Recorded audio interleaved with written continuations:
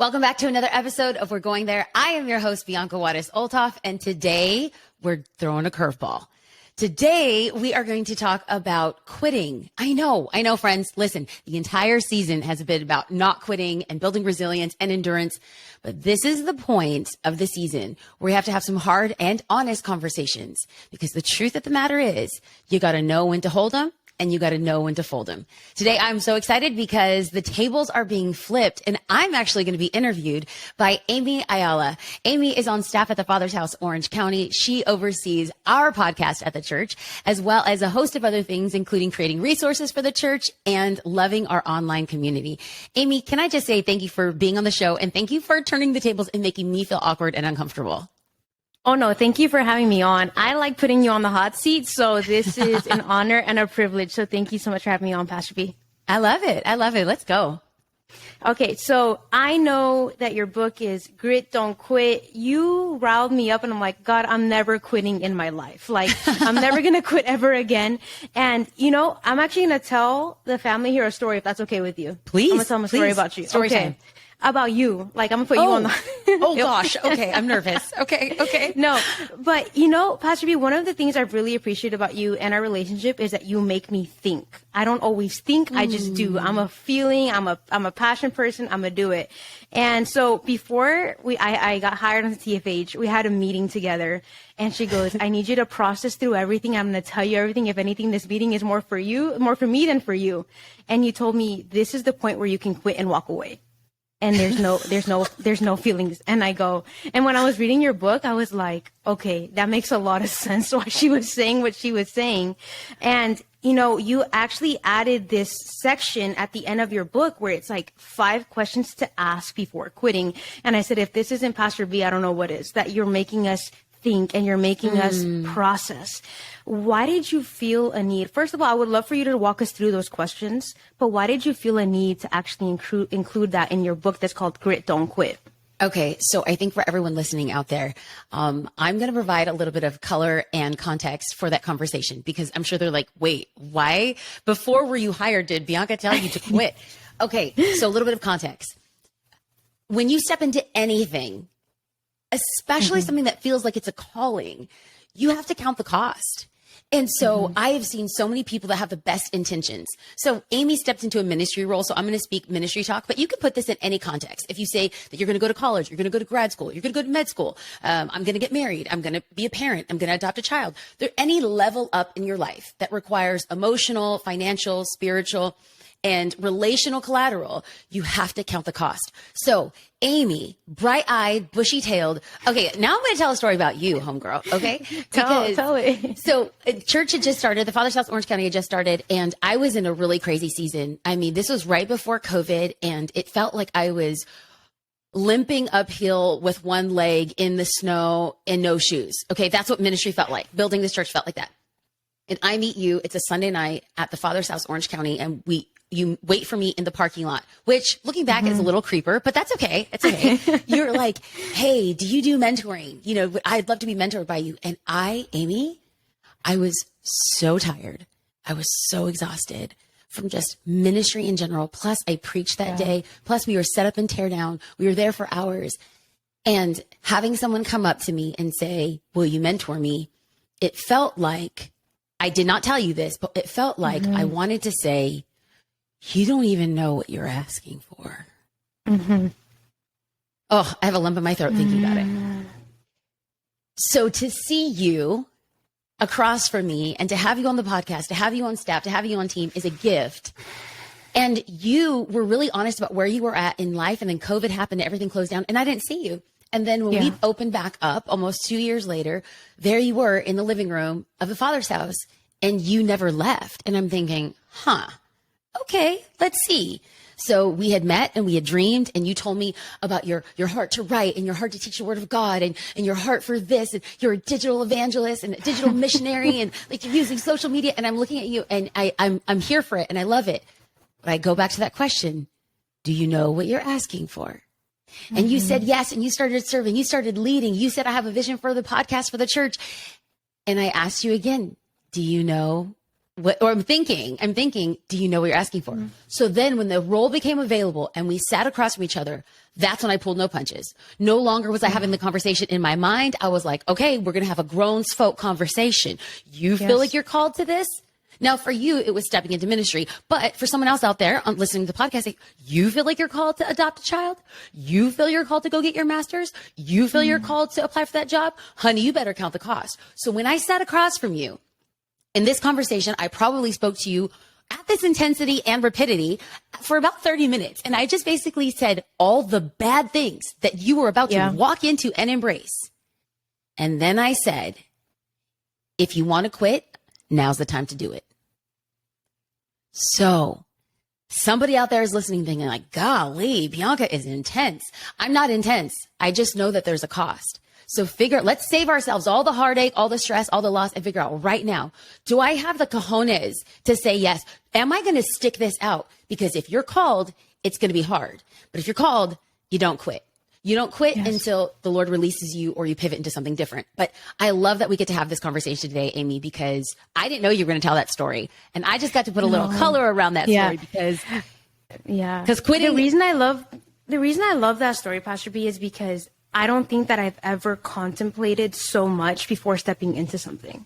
Because you've already weighed the cost. And that's the heart that I felt from your book, that you've weighed the cost. I'm reading it and I feel like I'm having a dialogue in front of you, and you're a big sister telling a little sister like, hey, like, keep pushing, keep moving forward. And when I read your 5 questions to ask before quitting, I felt like I was back in that room with you, where you were telling me, count the cost, where you were telling me how to take things into my own hands, where you were telling me to just be aware. And so I wanted to really bring this to your listeners, because at times when we talk about quitting, it's so emotion driven. It's when we're mad or when we're bitter or when we're done, but we don't really sit and we don't really contemplate over what we're about to do. And so would you walk us through those questions and where they were birthed out from? Okay. So as I'm writing the book, I felt like a little bit hypocritical, to be honest with you. So here I am writing this book on not quitting. But I look back at the course of my life and there was moments where maybe we don't use the word quit, but there was moments where I transitioned out of a church, or I transitioned out of ministry, or I quit a friendship. So to say, oh, great, don't quit, we never quit. No. It's that when we transition, when we move out or move along, can we do it well? And are we doing it with the right intention? So at 2 points in the book, the first part, I give a disclaimer. It's actually a line from Kenny Rogers, who says, you got to know when to hold them and know when to fold them.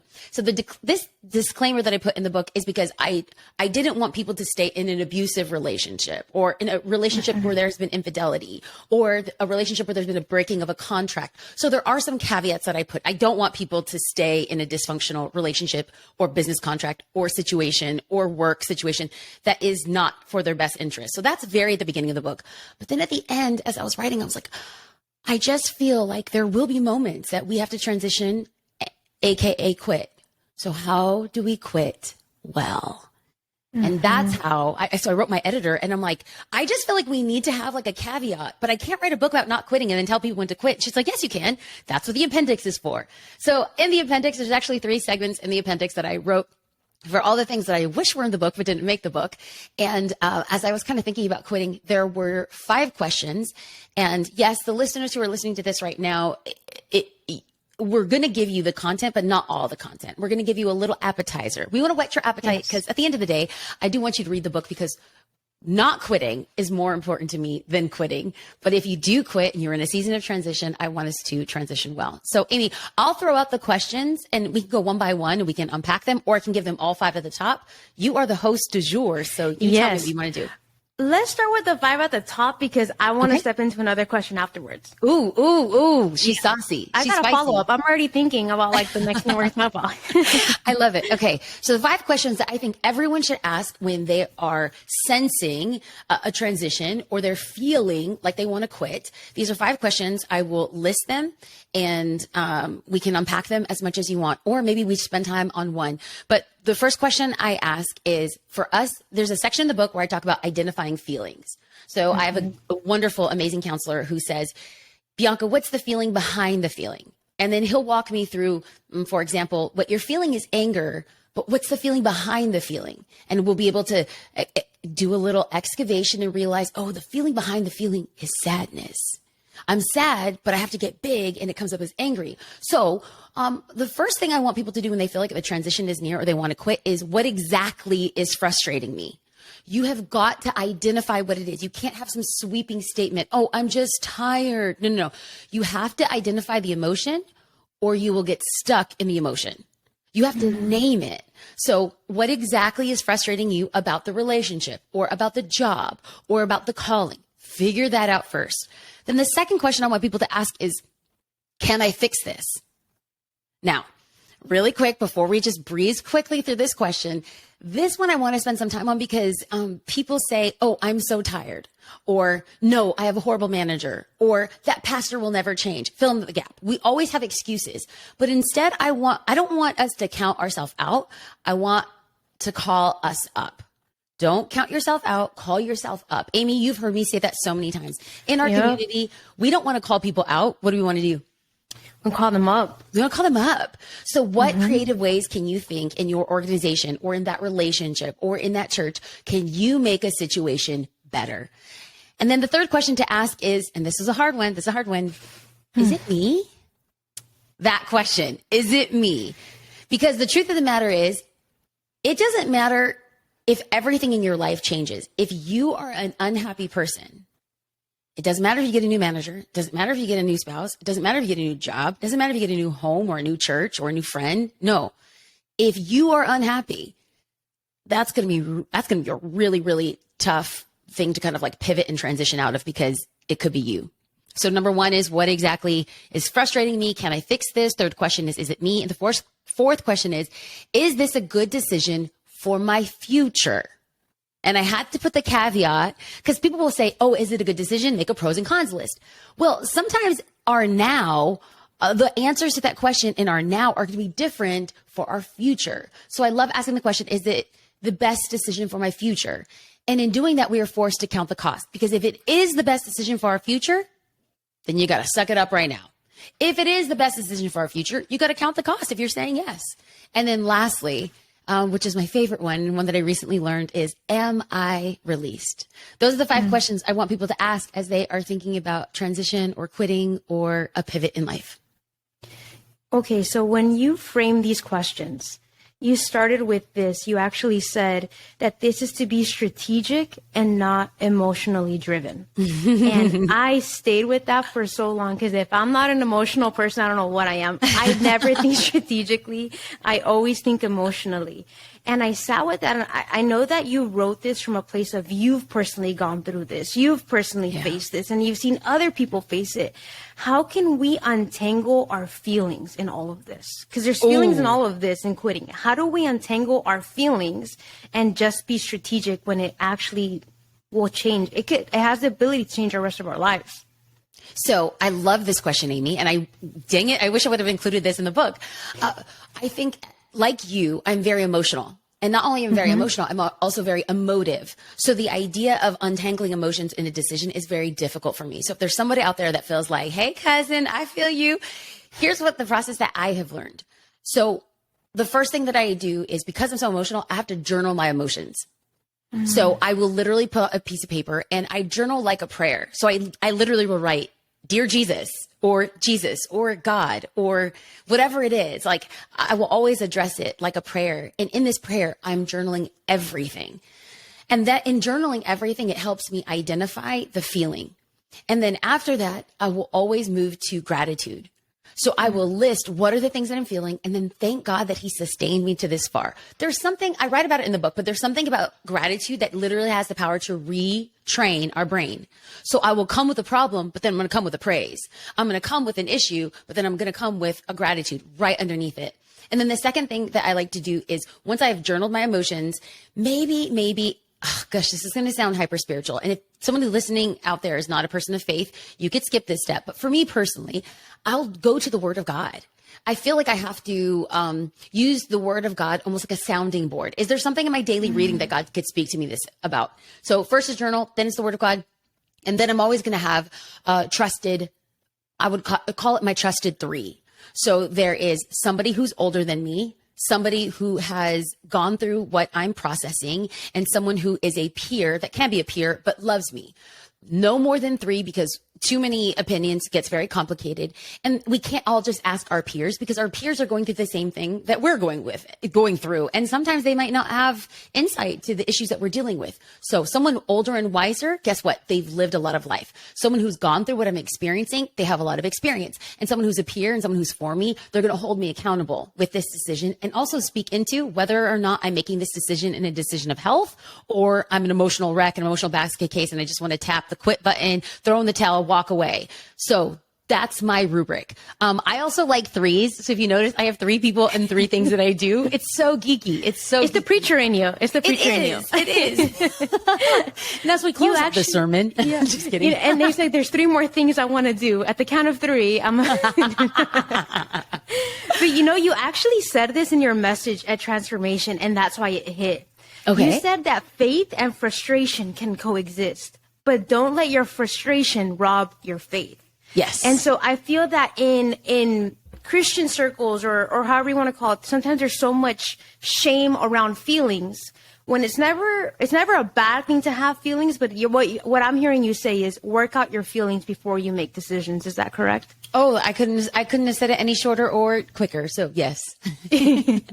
So I also want to ask you this, Pastor B. My favorite question that you asked, and it's because it caused a lot of self-reflection, is it me? And okay, here's why. I feel that a lot of times when we talk about is it me, we don't like to blame ourselves. We like to blame everything else. Everyone else. Yeah. And you write this in your book. You say, you call us to really be contemplative, and you say, are you the reason that you're unhappy in life? I had my iPad and I slammed it down, and I started journaling. And I was like, God, am I the reason? Is it me, Jesus? Like, all my people that know the references know what I'm talking about there. Like, is it me, Jesus? Is it really me?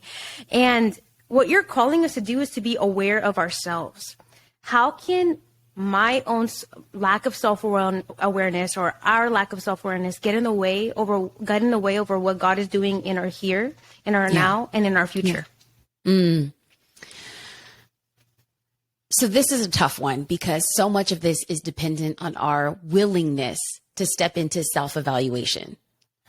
So according to Harvard Business Review, the number 1 attribute of top performing managers and CEOs isn't where they went to college, or how much money they have, or their pedigree, their gender, or their ethnicity. The number 1 attribute of top performing CEOs and managers is self-awareness. So if we are not self-aware, then we won't be able to answer that question honestly. So maybe there's someone out there that realizes I am aware of my lack of self-awareness. In a case like that, I would really encourage somebody to meet with a counselor or a licensed therapist. And if that's not within means, no problem, a very trusted older person. I'm cautious of family members, because family members will unintentionally have an agenda. So you want to connect with somebody that doesn't have a dog in the fight. If there's somebody older than you who's a mentor is offering you a job, you're probably not going to want to process the good and the bad of that job with that person. Why? Because they have an agenda. So in contemplating, like, okay, is it me? You have to have people that are willing to be 100% honest with you. So yes. The first is, am I honest with myself? I'm not too sure I'm honest with myself. How do I know if I'm honest with myself? I make a list of all my shortcomings and run it by some trusted friends. And if there's still some more where you're like, maybe I'm not seeing it, that's when I would bring in a mentor, a close friend. You know, it's so funny. So listeners of the podcast know that I like the Enneagram. I study the Enneagram. Now, a lot of people are like, that's witchcraft. My little sister says it's like the Christian horoscope. And I'm like, whatever. It's just a tool. I'm not saying it's the gospel. Okay. Like, it just helps me understand the world a little bit better. One of my favorite things is sitting with somebody and doing the Enneagram test with them to see if they're aware or unaware. I mean, now I'm telling all my dirty secrets, because I like to sit with them and see how they answer. And I'm like, oh my gosh, that's definitely not you, or whatever. So I think we answer as the best version of ourselves. That's how we answer how we would want to be. Literally, that's exactly what it is. So the question of, is it me? I don't know if we have the self-awareness to answer that honestly. So I would list out the things that are me, that I'm aware of, the spots that I see, and then bring someone else in, a trusted friend, a sibling, because you know your siblings are not going to lie. Your siblings are going to tell you, and your breath smells. You know what I mean? They're going to tell you everything. Real quick. Exactly. So the question isn't me. It's going to have to require self-evaluation. If you feel like maybe you're not too sure about that, bring a trusted loved one in. And if you don't have that person, or you're afraid that there's some deep stuff that you're revealing about yourself and you need help with, hey, bring in a pastor, bring in a therapist, bring in a counselor, someone to help walk through really understanding, is it me? Am I happy? Am I part of the problem and not part of the solution? You know, you really talk at the end about being released, or the way that we talk about like when the grace has lifted and it's time to move on to a next season. And you know, we're word nerds, Pastor B. You know, we're word nerds. We like studying the Bible. When I saw the last chapter, when I saw that section, I was like, I don't think the Bible talks too much about quitting or about, you know, dropping something. But I think it does talk about, and we've said this, you know, about leaving a season and entering a new one. And you talk a lot about leaving well, which I feel that's a whole other topic that I would love to dive into. But girl, we need another podcast episode, because people are messy. People are messy. If you leave somewhere, leave well. I love that adage, you know, don't burn bridges. Like, you never know when you got to walk past it. You know, when you got to walk across to the other side again, you burn that bridge, honey. Ooh. You actually say you either leave a hero or a zero. And a lot of the times when we're hurt, we say things that we later regret because we're in our pain. But I was really interested of, am I released? Because we have to then untangle, is this something that I want or what God wants for me? Is it because I'm done, or is God still wanting me here? And so how can we describe how we can know the difference between when it's time to leave a work situation or relationship? Like, how do we know the difference of when to leave and when to stay? Oh, that's so good. Okay. So the reason why I came to this question, am I released? So theologically, I'd never heard this word, you know, am I released? It wasn't until I started working for a global anti-human trafficking organization. Now, people are very familiar. I hope people are familiar with human trafficking, sex slavery, and just the darkness that comes with that. I remember I was working probably around 60, 70 hours a week. And I was having trouble sleeping at night. I was literally haunted by our survivor stories. It was very dark. It was very hard. It was a very hard season. And there were so many times where I just wanted to say, I'm done. Like, clearly I'm being tormented at night with nightmares. Clearly this is not for me. Like this, and the language that we like to use right now is like, this doesn't serve me. So like literally I felt like I have excuses. I have excuses. This doesn't serve me. This is tormenting me. Like, no. And I remember one morning I was at the office at like 7 a.m. and another coworker was there at the same time. And she knew that I just was very burdened by this and very heavy by this. And she'd said, but are you released? And I was so confused. I kind of like looked at her blankly. I'm like, is that like a trafficking term? Like, what do you mean? I was like, what do you mean? She's like, do you feel like the hand of God has released you from this role? And it made me pause and think. And I'm like, I don't know. And that was what started my journey. That was year 2.5 of my 6 years within the organization. And really, really what it did is that it made me wrestle with, God, are you in this? Do I want to quit because it's hard and I feel like I'm released, or are you releasing me? And so how she kind of explained it, it was like that God's hand is on you. Like, you can try to leave. It's like that Jonah thing, you know, like Jonah was told he had to go to Nineveh, but he's like, deuces, I'm heading to Tarshish. And guess what? The hand of God was on him. I mean, literally threw him in the mouth of a whale and spit him up on the shore of Nineveh. So that's what I'm talking about, because I think when some people, you can answer all of the questions, you know, is it me? What exactly is frustrating me? Is this the best decision for my life? But this final question is really dependent on God's timing. So maybe your sensing is true. Maybe you know that the season is coming to an end, but is it the right time? And if it is now, then God, give me the how. If it's now, God, give me the how, because you want to leave well. I've seen people whose season has come to an end. I actually worked with somebody whose season had come to an end. I saw it. Everyone saw it. I mean, Stevie Wonder, who's blind, saw it. You know what I'm saying? Like, everyone knew that this individual's season was done, but she wouldn't let go. And what had happened is that it caused so much turmoil for so many people around. I mean, so many people around, where I just feel like if you would just be honest with yourself, like, your heart has changed.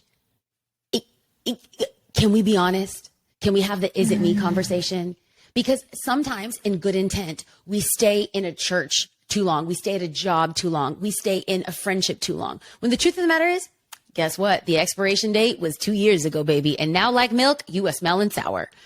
I think we could spare ourselves so much if we have honest conversations of like, hey, this is not the place for me anymore. God's hand is lifted. I am released. Love you, bless you, champion you. I'm going to go do what God has called me to do. That is how we finish well. I want to talk about what you said right now. You said you started asking that question in year 2. I heard you correctly, right? And it wasn't until year 6. How did you know? And I feel like this is the part that can look different for a lot of people, but how did you know it was time? So I don't naturally think in process. Like, processes aren't things that come naturally to me. Looking back retrospectively, though, I think there was a process. And so any way that I could make the learning curve easier for any of the podcast listeners or even people from our church is I love to make things feel a little bit like there's a system, like there's a flow. So for me, it was, I'm asking the questions. I'm identifying, can I fix the problem? So at year 2.5, when I was like sensing this like quiet discontent within my soul, what it really was is that it was me, Amy. I felt wildly insecure. I felt so ill-equipped. I didn't know what I was doing. And rather than walking in the humility of saying, I don't know, please help me, I wanted just to be like, I'm done. Okay, clearly I'm out of my depth. So then asking the question, can I fix this? Really, the onus, the responsibility came on me. Bianca, you have to do the work. If you're going to be talking about this, you're going to be educating people about this, you're going to be putting this out on social media. I managed all external and internal communications for the organization. I had to know what I was talking about. That requires a lot of work. And not just my job, but then also the learning of my job. That's hours. So for me, it was, okay, is the problem me? And it really dealt with my insecurity. Can I fix the problem? That meant I had to work really hard and jump on the learning curve as quickly as possible, identifying like what the issues were. And like I mentioned, the issues were my insecurity, fear, frustration, terrified of failing. So desperately wanting to do the best job possible and feeling like no matter what I did, I just came up short. And then, so once those were in alignment and I felt like I found my rhythm, my pattern, my cadence. I think it's Pastor Craig Rochelle who says the goal of your job is to work yourself out of the job. Like, that's the goal. I think sometimes we go in and we cling to positions. We cling to titles and say, I'm never going to let this go. This becomes our precious that we never want to let go. But if the goal is, I want to work myself out of a job, then you're creating opportunities to train other people. I think even as a pastor, like, I don't want to be pastoring for the next 30 years. I want to give the church over to somebody. So it starts now. Like, it's training and equipping people now. So I got to the point in my job where there was 3 people that I had trained in different areas of the job that I had. And at that time, I was actually, my role expanded. So I wasn't just working for H21. I was also working for Propel Woman, and I was doing both. And yet within both, I had trained up people, and I'm thinking, this job actually is more efficacious because there's more people doing more with more capacity. That was like the first sign that I was like, maybe my season, maybe I've come to accomplish what God has called me to accomplish. The second thing that I'm evaluating is opportunity. Somebody said, like, you should never quit your job unless you for sure know, like, your next step. What happens is sometimes we're like, this isn't for me, I'm supposed to leave. And then you leave, but there's no next step. There's no action plan. How do you know if you're released? How do you know if the seasons change? How do you quit well? What are you stepping into? It doesn't, you don't have to have, the job contract in front of you, but you probably should have your next best step. You probably should have a financial safety plan. You probably should outwork this with like your family members, your loved ones, or your spouse, because it's answering that question, is this the best decision for my future? And for me, like the big thing, this was like the big nail in the coffin that I knew that my season was transitioning was I just felt called to the local church. Like I knew I felt called to the local church, and we were hosting dinner parties here at our house, food and wine nights. And I realized there's a community that's happening and that there is a church that's being birthed. So for me, all of the questions that I write in the book, it's because I lived through them and I believe in that system. So for me, it was, I'm evaluating my insecurities. Is the problem me? I'm evaluating, can I fix this? That's me stepping up, doing more work outside of my job role just to learn my job. Am I training and equipping people? Have I worked myself out of a job? Is this the best decision for my future? And finally, I got to the point where I felt released. It didn't mean that it was easy. Like, honestly, I'm not a quitter. Like, clearly, I wrote a book on not quitting. I mean, I'm freaking not a quitter, man. I'm not. And so the idea of having a conversation of saying that this season had changed, I wept. I stood before my boss and I felt like I was abandoning. I felt like I was a non-hacker. I felt like I couldn't handle it. I felt like I was letting my team down. But I knew that this season had shifted and the Lord was calling me to step into prisons and church planning.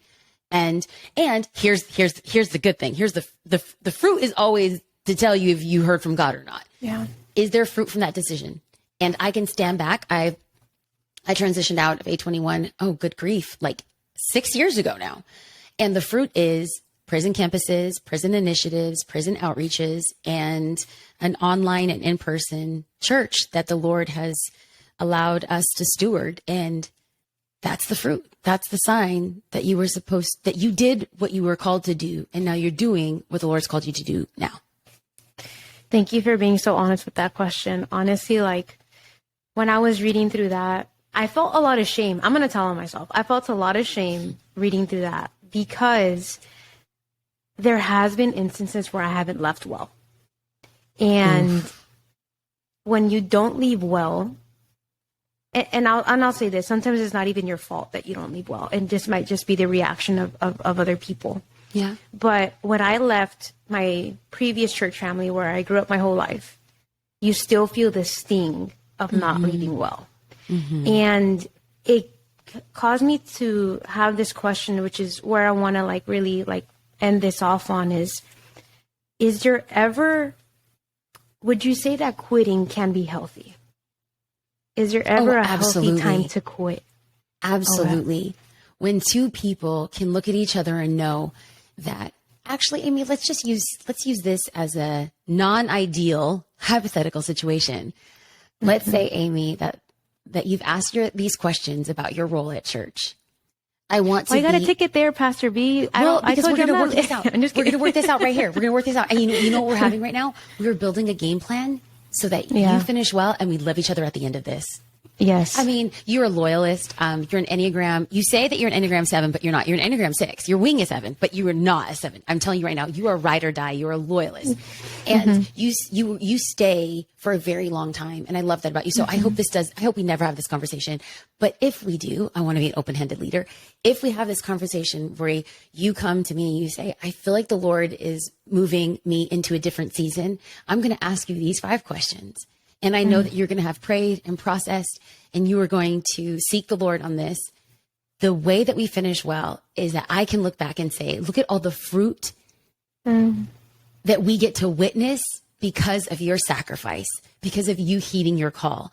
I see you, I salute you, I thank you, and I want to wish you well. I hope and prophesy in the name of Jesus that whoever comes out of this ministry, that we are able to bless them spiritually, emotionally, and heck, maybe even financially. Because I know that out of the Father's house, there will be people that will plant churches. I would love to be the church that's funding them, that people launch out and do amazing businesses and have amazing endeavors. I would love to be the people that are like, we see you, salute you. Thank you for everything that you've sown into this soil. That's the dream. That would be ideal. But at the very least, I can look at you and say, thank you for the seeds that you've sown in this soil. And that you can look at me and say, thank you for the seeds that you've invested in my life. We got to change the world together. And now we're going to do it moving in the same direction, just in different paths. That would be the dream. That'd be the dream. That is the dream. Pastor B, honestly, thank you for, I'm going to say this. Anytime, whether it was How to Have Your Life Not Suck or Play with Fire or this book, I love that you are authentically yourself. And I love that you show us your scars on where you have bled so maybe we can prevent having those same injuries. And when just reading this book, I know that it was written from a place of pain that turned into purpose, from you've faced so much resistance, but you're still resilient. And I just love everything about it. And I want to thank you for even giving us a theology on how to quit. Thank you for showing us that it's okay to not be okay and to also wrestle with God. I feel like we don't talk enough about that. So thank you for giving us that. Absolutely. What an honor and a privilege it is to sit down with you. Thank you for hosting this episode. For the listeners of the podcast, we always encourage you to leave positive reviews and subscribe so you don't miss any episodes. We are so excited about what is going on in the podcast, and we love being nosy. So where are you listening to the podcast? What are you learning from the podcast? You can go ahead and tag at Bianca Olthoff. We are nosy folk and we want to know. Thank you for listening to this podcast, and I can't wait to join you again next week.